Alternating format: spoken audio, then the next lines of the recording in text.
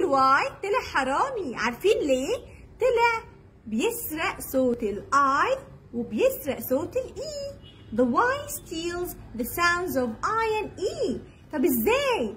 خد بالك ان حرف الواي لو جه في اول الكلمه هنا بنطقها يه عادي. طب لو جه كمان في نص الكلمه او في اخر الكلمه ساعات كده بنطقه اي وساعات بنطقه اي. وخد بالك ان حرف الواي ده اسمه سيمي فاول، يعني نص نص. سيمي فاول، سيمي فاول يعني ولا هو consonant letter ولا هو vowel letter.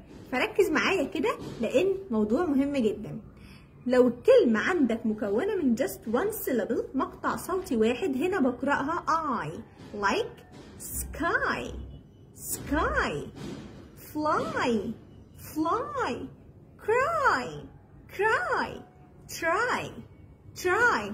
طب لو الكلمة مكونة من أكتر من one syllable من مقطعين أو أكتر هنا بقرأها E صوت ال E like happy happy happy sorry sorry شادي شادي شرقاوي. يبقى الكلام ده كله هنا بنطق حرف الاي سوري الواي.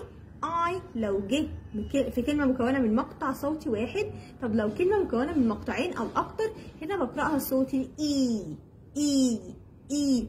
يبقى الدنيا دي ما بقاش فيها اي امان. حرف الواي ده طلع حرامي اوكي عشان بيسرق صوت الاي وكمان بيسرق صوت الاي. مين؟ حرف الواي. That's it. Bye.